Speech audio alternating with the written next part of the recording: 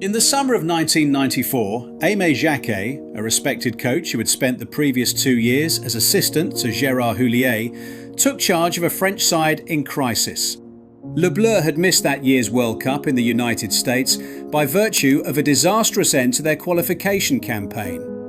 Needing just 1 point from their final 2 games to guarantee a place, they managed to lose at home to both Israel and Bulgaria to last-minute goals. Kostadinov! Oh but! À 10 secondes! C'est la fin! À 10 secondes de la fin! The trauma was huge for France and necessitated a massive rebuild ahead of the World Cup it would host 4 years later. But despite a run to the semi-finals at the 1996 European Championship in England, support for Jacquet and his team was lukewarm at best, especially in the media. It is true that there was a very negative media campaign against us before the World Cup. It affected all the players, especially the coach Aimé Jacquet, in a big way. Because of it, we couldn't prepare for the tournament in a calm and peaceful atmosphere, even though we were very confident of what we were doing. Just weeks before the tournament, Jacquet sparked a media meltdown by initially naming an unconventional provisional list of 28 players instead of a definitive 22.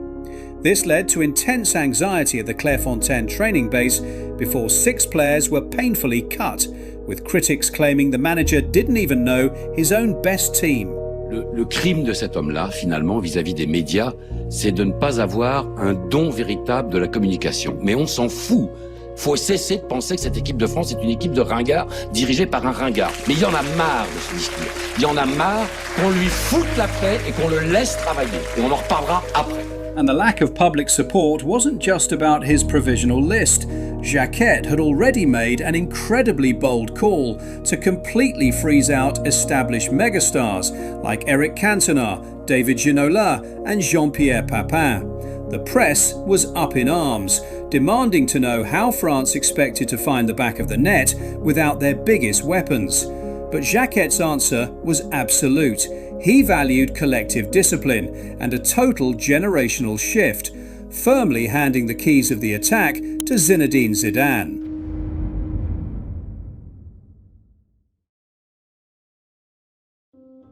The tournament began with the weight of national expectation, as France's opening match against World Cup debutant South Africa offered an early test of their mettle. The atmosphere in Marseille was electric, a mixture of hope and apprehension.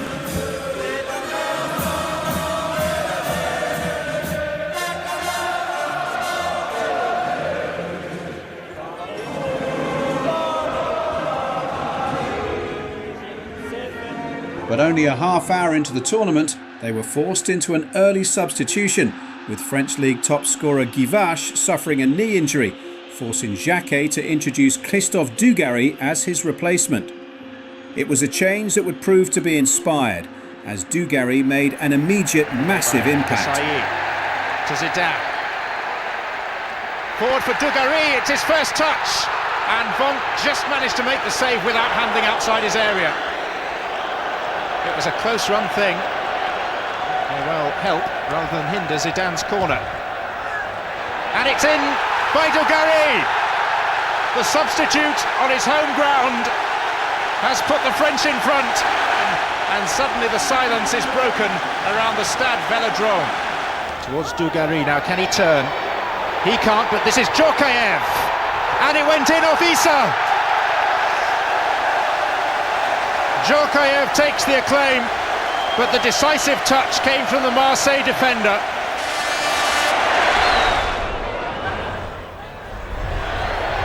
Oh, all the way through, Thierry Henry, and Issa again on the goal line. This time it won't be an own goal, it will be credited to Thierry Henry. And it is 3-0 for the Marseillais to acclaim. 2 goal contributions from the substitute and a moment of individual brilliance from Henry sealed a 3-0 victory for France, settling the nation's nerves and offering the first glimpses of their attacking potential. The team appear to have found their rhythm. Returning to the newly inaugurated Stade de France, the hosts prepared for their second group stage test against Saudi Arabia. It was a chance to build on their opening day momentum, but again they would suffer another blow. Another attacker in Dugarry suffered a hamstring injury, forcing Jacquet to make another early forced substitution. But despite their setback, the French would go one better against the Green Falcons. It's going to stay in, is it, for Lizarazu? And this time there's going to be another card. Oh, it's red! It's the same defender, is it? No, it's not. It's number 3, Al-Khilawi, who's got the red card. He can't believe it. 18 minutes gone. To Zidane. Lizarazu! Thierry Henry! It's a goal for France, and Thierry Henry, 20 years old, scores the first goal for France in a World Cup finals match in Paris for 60 years. Oh, and Eldea's missed it. Oh, that is the goal he wanted. Trezeguet was there at last. A goalkeeping error has presented him with the goal that eluded him for so long. David Trezeguet makes it 2-0 France. Oh, and Henry can latch onto this.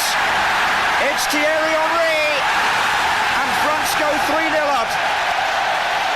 And he's turning this into a bit of a one-man show. His second goal of the night and his third of the competition. 20 years old Thierry Henry. And they're well stretched here again now, the Saudis. This is Perez. Little ball laid inside. Oh, it's wide open here, and surely Lizarazu makes it 4. And the little left back from Bayern Munich pops up in the right place at the right time to end the evening on a flamboyant note in the Stade de France. While the commanding victory further solidified their dominance at the top of Group C, the night ended with a bitter sting. A moment of indiscipline from Zinedine Zidane means the playmaker would be sidelined for the clash with Denmark and the crucial round of 16 tie. It was a crushing blow to the team's talisman, but it provided an immediate test of Jacquet's squad depth and the group's collective resolve. Touching it inside with the right foot, that's a very good move. Trezeguet trying to get it round. Appeals for a penalty kick, and the referee has said yes.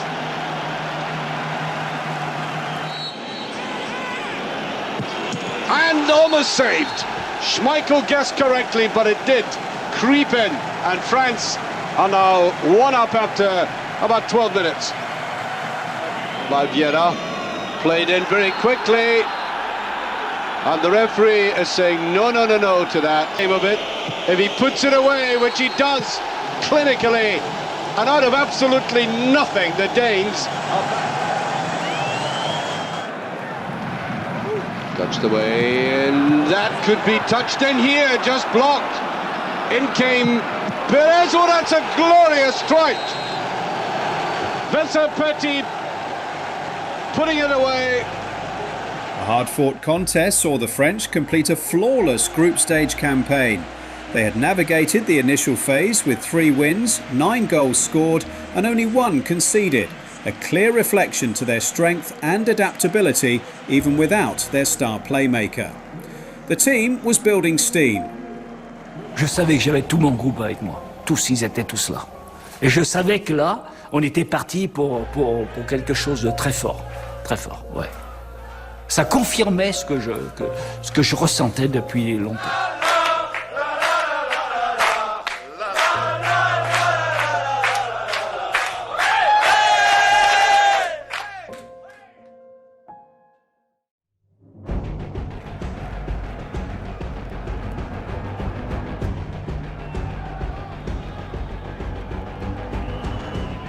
The round of 16 presented a starkly different tactical challenge. A resilient Paraguay side renowned for a watertight defence that had already famously shut out Spain in the group stage. The clash in Lens followed a familiar script for the hosts. Deprived of their usual attacking spark, France grew increasingly frustrated utterly unable to find a breakthrough within 90 minutes. Henry almost, and Henry might be! Henry! Yeah! They were on their feet shouting goal.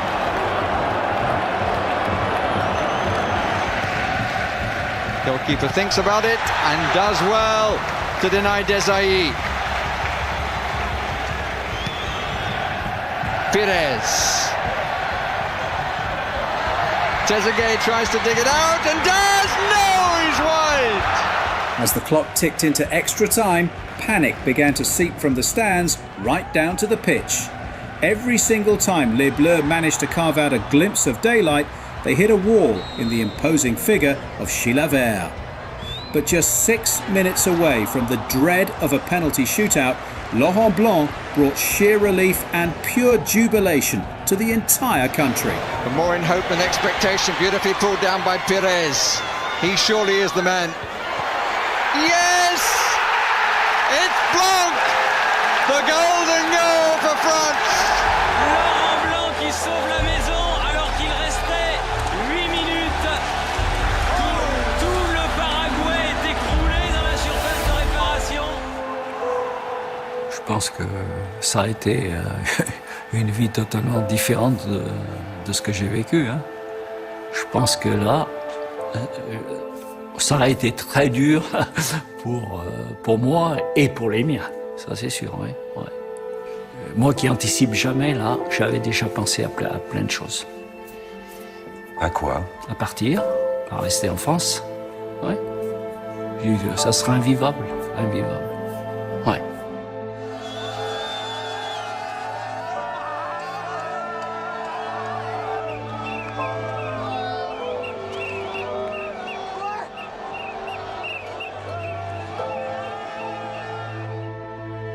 After a grueling battle against Paraguay, this French squad, aiming for their first ever World Cup title, realised that their clash against 1994 finalists Italy would be a completely different proposition. While France had been unbeaten against the Azzurris since 1978, they were facing a nation that had never once lost a quarter-final. Aimé Jacquet was hoping the return of Zinedine Zidane would be the ultimate difference maker. Notre potentiel technique va être beaucoup plus fort, beaucoup plus grand. Et puis Zinedine Zidane nous apporte, de par sa technique personnelle, plus de mouvements, plus de possibilités. Donc j'espère que ça va nous donner un plus à cette équipe de France. But Zidane, who had spent 2 seasons in Italy with Juventus, knew better than anyone the defensive steel of his opponents. He remained convinced that Les Bleus had to proceed with absolute caution. Del Piero che fa sempre gli assist e poi c'è Vieri che ha scritto 5 gol, quindi dobbiamo essere sempre attenti a questa squadra.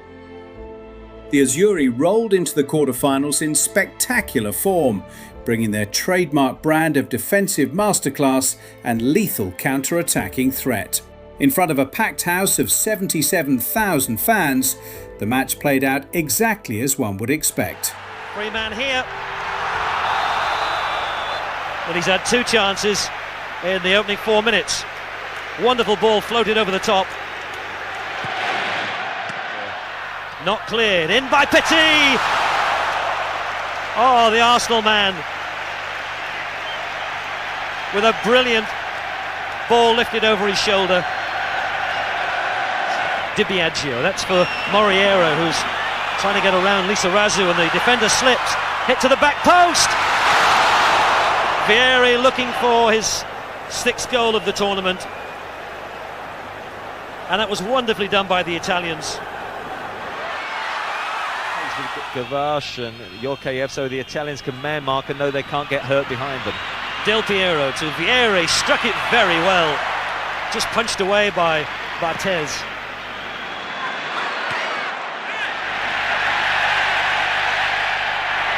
Jacquet back to Deschamps. Here's Jacquet! He scuffed it. It's the best chance of the first half. 1.5 minutes into added on time. And Jacquet scuffed it. Here's Zidane. Cannonball. Goal kick. And the groans of disappointment.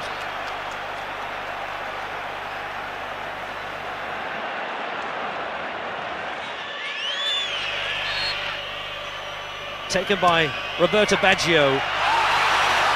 Flick on was that of Di Biagio.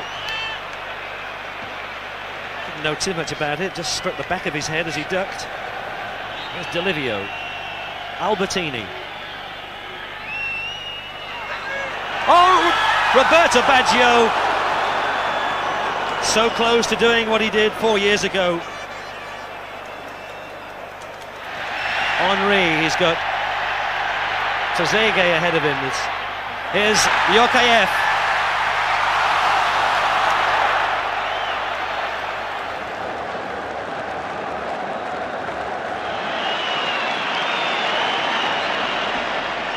After a nerve-wracking 2 hours of football, neither side could find the net.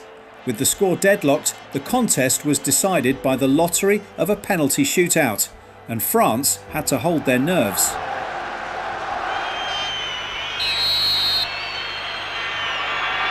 Scores nonchalantly. Roberto Baggio against Barthez.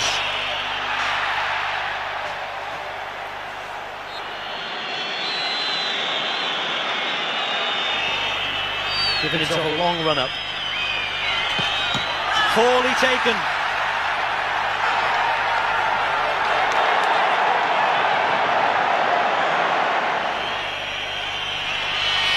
Saved by Barthez.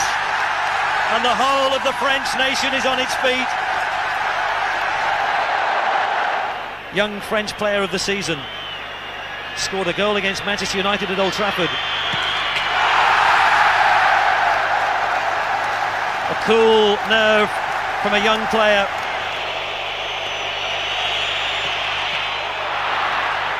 Lifted over the dive of Barthez.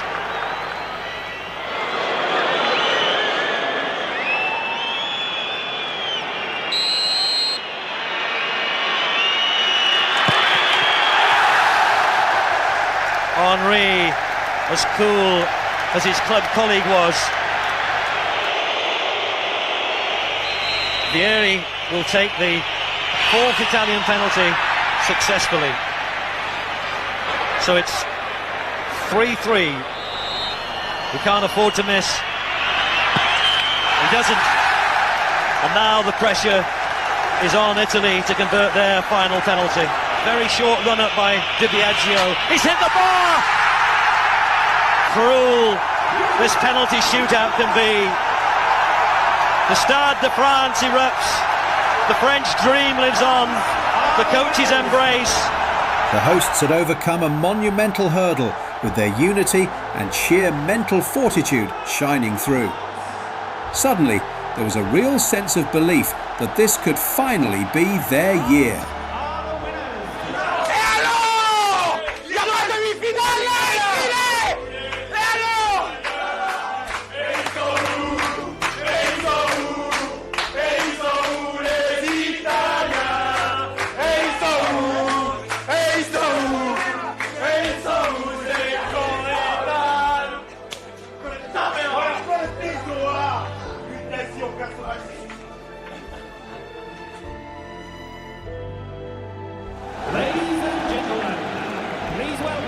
the teams from France and Croatia. France had never reached a World Cup final, having suffered semi-final exits on 3 previous occasions. But after eliminating Italy in a penalty shootout in the previous round, this group of French players possessed too much of a winning mentality to let past ghosts distract them. Standing between the host and history was the tournament's ultimate surprise package: Croatia, a nation making their very first World Cup appearance. The debutants boasted a golden generation of their own, led by the lethal Davor Suker. Having already stunned Germany in the quarter-finals, the Croatians arrived in Paris determined to cause another upset. Racing Jacquet and Vormers. Instead it's Givaj. The back heel for Zidane! Smart interplay from France. Zidane didn't quite get the placement on the shot he wanted. It's Givash. Found a way through to Mladic. Don't know how much he saw that, but he got plenty behind it. Into Šibić. And here's a big chance now for Asanovic. He just couldn't quite get the ball onto his favourite left foot. The little gestures towards Suker, who was in some kind of space. So that he gives it away to Blanc. In towards Givash. Zidane! Oh, Mladic just got there. And it's headed behind by Robert Jarni. An explosive moment from Zinedine Zidane. Team of that era beating the side of Copa and Fontaine by 5-2. Here's an early chance for Suker to add to their misery. It's Croatia who lead in Paris. A goal within 30 seconds of the restart by Davor Suker. And France really do have a problem now.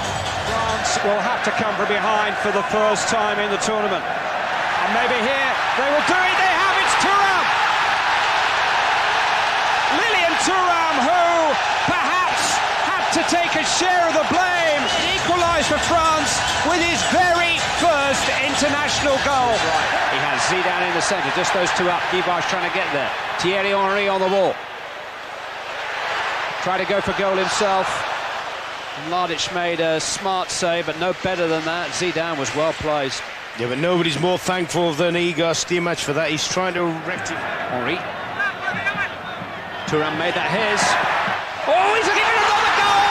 And he's got another goal! A remarkable story. Lilian Thuram of Parma scored his first 2 goals for France, and the second was special. Zidane with a free kick, and somebody's gone down inside the penalty area. It's Laurent Blanc who's being called to the referee in actual fact. Now what happened there? It's a red card for Blanc. Out of the game and out of the final. It's expectation. Sordo plays it in there. Still a chance for Vlahovic. He was deflated, and Bartes just managed to help it over the bar.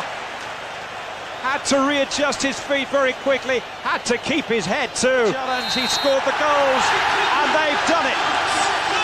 France have made their date with destiny. An unlikely hero stepped forward.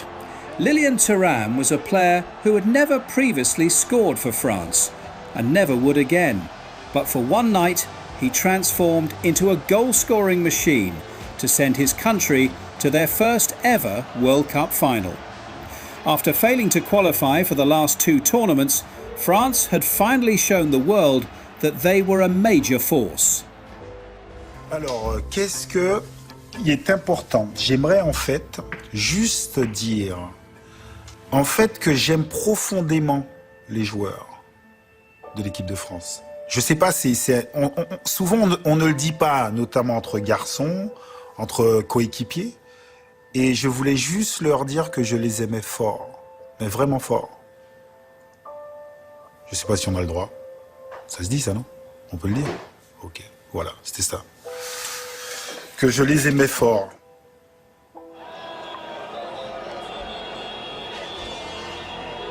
Across France, normal life simply ceased to exist.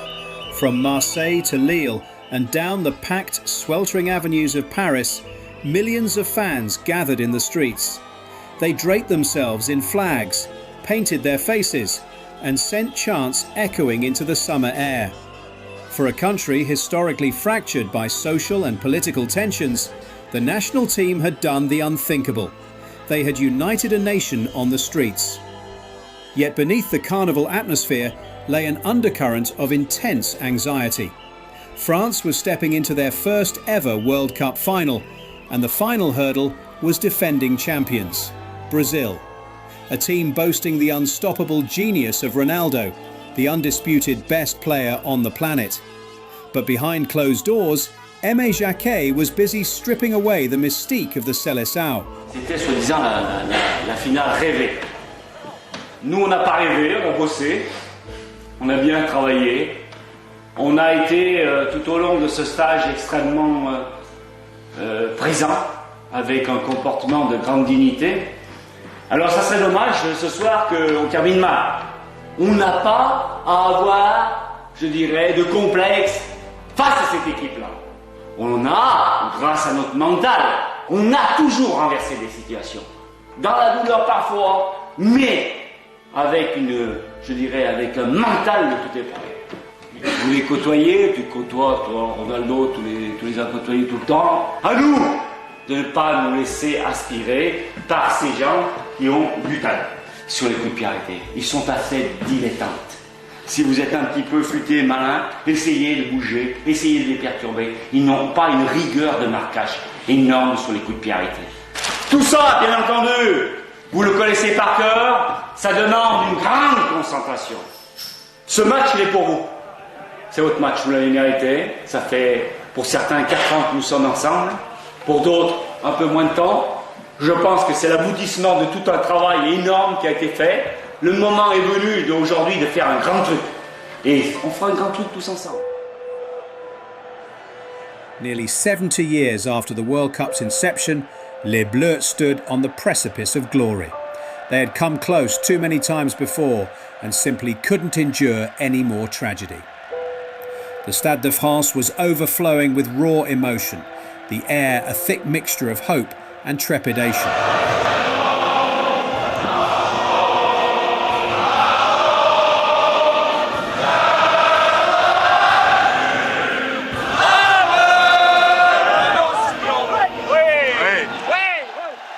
An entire nation held its breath, waiting for years of dreams and expectations to finally come true.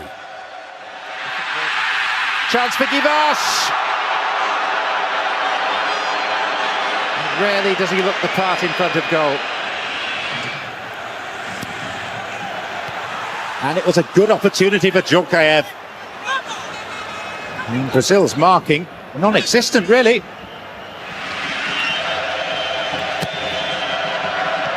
Good header, straight at Barthez.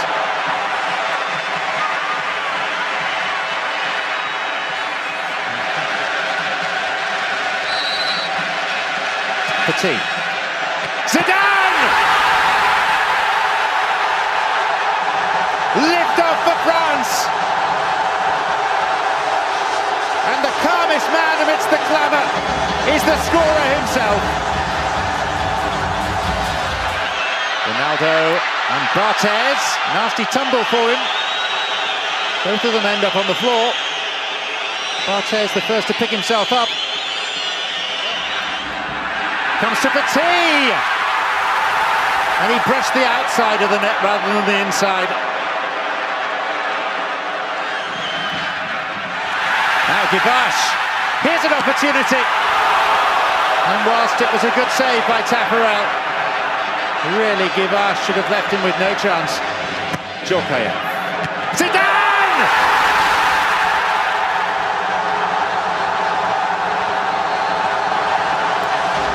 Lightning has struck twice. 2 corners, 2 Zidane headers. Double trouble for Brazil. In Le Tournoi 3 years ago, 85 miles an hour. He's rarely repeated it since. Jacquet tried to put him off, and it seemed to work because it wasn't the most threatening until it clipped the wall. Roberto Carlos, oh, it's a variation. Ronaldo, no way past Barthez.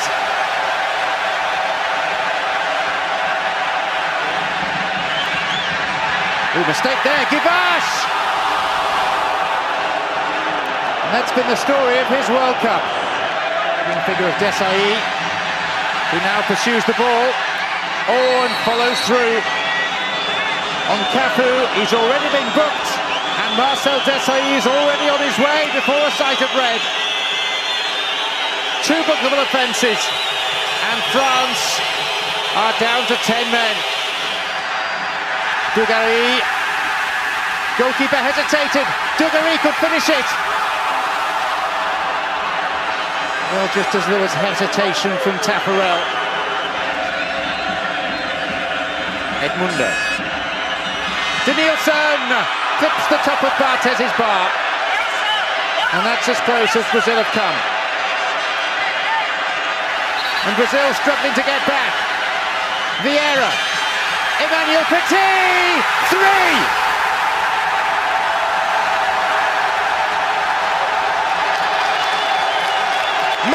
Highbury, finished in Paris. The World Cup belongs to France. Emmanuel Petit makes it 3 and secures the World Cup. France were finally the world champions. The triumph on home soil was a moment of profound national pride, a victory that resonated far beyond the confines of the football pitch.